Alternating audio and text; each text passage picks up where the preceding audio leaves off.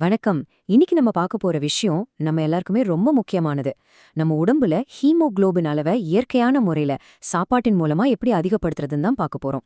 இதுக்காக நம்ம கஷ்டப்பட தேவையில்ல. சில சிம்பிளான ஆனா பவர்ஃபுல்லான உணவு முறைகளை பத்தி தான் விரிவா பேச போறோம்.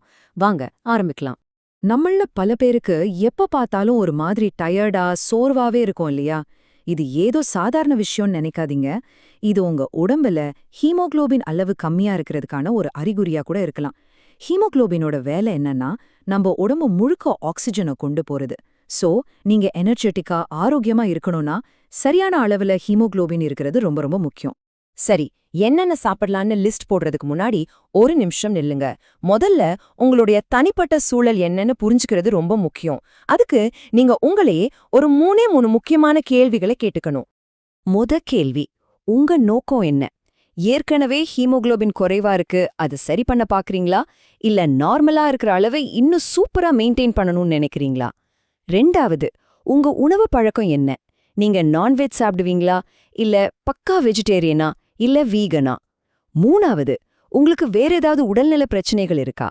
இந்த கேள்விகளுக்கான பதில வச்சுதான் உங்களுக்கான சரியான உணவு திட்டத்தையே உருவாக்க முடியும்.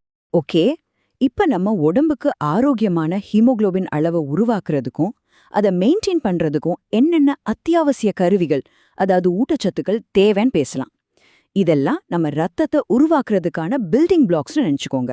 நம்ம சாப்பாட்டுல இரும்பு சத்து, அதாவது அயன், 2 வகையில இருக்கு. ஒன்னு ஹீம் இரும்பு சத்து. இது விலங்கு உணவுகள்ல இருந்து கிடைக்குது. நம்ம உடம்பு இது ரொம்ப ஈஸியா உறிஞ்சிக்கும்.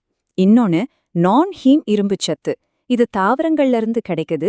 இது நம்ம உடம்பு உறிஞ்சிக்கிறது கொஞ்சம் கஷ்டம். ஆனா கவலைப்படாதீங்க, அதுக்கு ஒரு சூப்பர் வழி இருக்கு. இங்கதான் இரும்பு சத்தோட பெஸ்ட் ஃப்ரெண்ட் வர்றார். அதுதான் வைட்டமின் சி. தாவரங்கள்ல இருந்து கிடைக்கிற அந்த நான் ஹீம் இரும்பு சத்து நம்ம உடம்புல சேர்ற திறனை இந்த வைட்டமின் சி பல மடங்கு அதிகப்படுத்துது. அதனால இது ரெண்டையும் ஒரே நேரத்துல சாப்பாட்டுல சேர்க்கறது தான் இங்க முக்கியமான டெக்னிக். ஆரஞ்சு, எலுமிச்சை மாதிரி சிட்ரஸ் பழங்கள், குடமிளகாய், ஸ்ட்ராபெரி, அப்புறம் நம்ம கொய்யாப்பழம், இது எல்லாத்துலயும் வைட்டமின் சி தாராளமா இருக்கு. இதையெல்லாம் உங்க சாப்பாட்டுல ஈஸியா சேர்த்துக்கிட்டீங்கனாலே இரும்பு சத்து உறிஞ்சுதலுக்கு ரொம்ப உதவியா இருக்கும். இப்போ கதை இரும்பு சத்தோட மட்டும் முடியல. நம்ம உடம்புல ரத்த சிவப்பணுக்களை உற்பத்தி பண்ணணும்னா ஃபோலேட் மற்றும் வைட்டமின் B12 ரொம்ப அவசியம். சொல்லப்போனா இவங்க 2 பேரும் ஒரு ப்ரொடக்ஷன் டீம் மாதிரி வேலை செஞ்சு ரத்த அணுக்கள் உருவாக ஹெல்ப் பண்றாங்க. ஃபோலேட் உங்களுக்கு கீரைகள், பருப்பு வகைகள்ல கிடைக்கும். வைட்டமின் B12 பெரும்பாலும் நான்வெஜ் உணவுகள்ல தான் இருக்கும். ஆனா சைவம் அல்லது வீகன் உணவு முறையை ஃபாலோ பண்றவங்க செறிவூட்டப்பட்ட தாவர பால் மாதிரி உணவுகளை எடுத்துக்கலாம். இதுவரைக்கும் நம்ம தனித்தனி ஊட்டச்சத்துக்களை பத்தி பார்த்தோம். சரி, இந்த தியோரி எல்லாம் போதும். இப்ப இந்த அறிவை எப்படி நடைமுறைக்கு கொண்டு வர்றது? அதாவது இதையெல்லாம் எப்படி நம்ம அன்றாட சாப்பாட்டு தட்டுல சுவையான உணவா மாத்துறதுன்னு பார்க்கலாம்.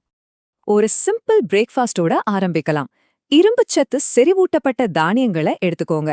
கூடவே நறுக்கின ஸ்ட்ராபெரிகளையும் பாலும் சேர்த்துக்கோங்க. தானியங்கள்ல இருக்கிற நான் ஹீம் இரும்புச்சத்து ஸ்ட்ராபெரியில இருக்கிற வைட்டமின் சியோட சேரும்போது அதோட உறிஞ்சும் திறன் அதிகமாகுது. பாத்தீங்களா, இது ஒரு சூப்பரான தொடக்கம். லஞ்சுக்கு இந்த ஐடியாவை ட்ரை பண்ணி பாருங்க. இரும்பு சத்து நிறைஞ்ச கீரை போட்ட பருப்பு கறி, அதோட வைட்டமின் சி அதிகமா இருக்கிற குடமிளகா, எலுமிச்சை சாறு கலந்த ஒரு சாலட், இது ஒரு முழுமையான பவர்ஃபுல்லான சாப்பாடு. டின்னருக்கு நீங்க அசைவம் சாப்பிடுறவங்களா இருந்தா வறுத்த மீன் ஒரு நல்ல சாய்ஸ். இதுல ஹீம் இரும்புச்சத்து இருக்கு.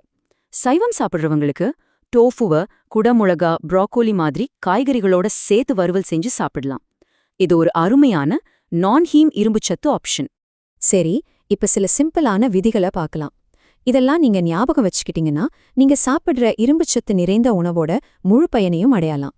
இந்த 3 ரூல்ஸும் ரொம்ப முக்கியம். 1. எப்பவுமே தாவர வகை இரும்புச்சத்தை வைட்டமின் சியோட சேர்த்து சாப்பிடுங்க. 2. இரும்புச்சத்து அதிகமா இருக்கிற சாப்பாட்டுக்கு 1 மணி நேரத்துக்கு முன்னாடியும் பின்னாடியும் டீ காஃபி குடிக்காதீங்க. அதுல இருக்கிற சில பொருட்கள் இரும்புச்சத்து உடம்புல சேர்றத தடுக்கும். 3. முடிஞ்சா வார்பெரும்பு பாத்திரங்கள்ல சமைங்க. அது மூலியமாவும் உங்க சாப்பாட்டுல கொஞ்சம் இரும்புச்சத்து சேர வாய்ப்பு இருக்கு. இப்ப நாம ஒரு முக்கியமான கட்டத்துக்கு வரோம். உணவு மாற்றங்கள் மட்டும் எல்லா நேரத்திலயும் போதுமானதா இருக்காது. அப்ப என்ன செய்யணும், எப்போ ஒரு டாக்டர் கிட்ட ஆலோசனை கேட்கணும்னு தெரிஞ்சுக்கிறது ரொம்ப முக்கியம். இது ரொம்ப முக்கியமான கேள்வி. நீங்க உறவு முறையில மாற்றங்கள் செஞ்சும் உங்க அறிகுறிகள் குறையலன்னா அதுக்கு பின்னால வேற மருத்துவ காரணங்கள் இருக்கலாம்னு நம்ம புரிஞ்சுக்கணும். ஞாபகம் வச்சுக்கோங்க, ஹீமோகுளோபின் குறைவுக்கு எப்பவுமே உணவு மட்டும் காரணமா இருக்காது. சில சமயம் நாள்பட்ட நோய்கள், உடம்புல ஏற்படுற ரத்த இழப்பு, இல்லனா சில மரபணு சம்பந்தப்பட்ட பிரச்சனைகள் கூட ரத்த சோகைக்கு காரணமா இருக்கலாம். இது ஒரு தெளிவான, அழுத்தமான எச்சரிக்கை. தயவு செஞ்சு டாக்டரோட ஆலோசனை இல்லாம நீங்களா அதிக அளவுல இரும்புச்சத்து மாத்திரைகளை எடுத்துக்காதீங்க. அது ஆபத்தானதா முடியலாம். அதனால எப்பவுமே ஒரு நிபுணர்கிட்ட கேட்டுட்டு செய்யறது தான் பாதுகாப்பு. நீங்க உங்க உணவு முறையில மாற்றங்கள் செஞ்சு ஒரு 2-3 வாரம் ஆகியும் அந்த சோர்வு, வெளிரிய தோல் மாதிரி அறிகுறிகள் இன்னும் தொடர்ந்து இருந்துச்சுன்னா, கொஞ்சம் கூட தாமதிக்காம ஒரு டாக்டரை பார்த்து ஆலோசனை கேட்கறது ரொம்ப அவசியம். சரி, நாம இவ்ளோ விஷயங்கள கத்துக்கிட்டோம். இப்ப இத செயல்படுத்த வேண்டிய நேரம் வந்தாச்சு. யோசிச்சு பாருங்க, இந்த வாரம் உங்க சாப்பாட்டுல நீங்க சேர்க்க போற முதல் இரும்புச்சத்து நிறைந்த உணவு எது? ஞாபகம் வச்சுக்கோங்க, நீங்க எடுக்கிற ஒரு சின்ன படி கூட ஒரு பெரிய மாற்றத்தை உருவாக்கும்.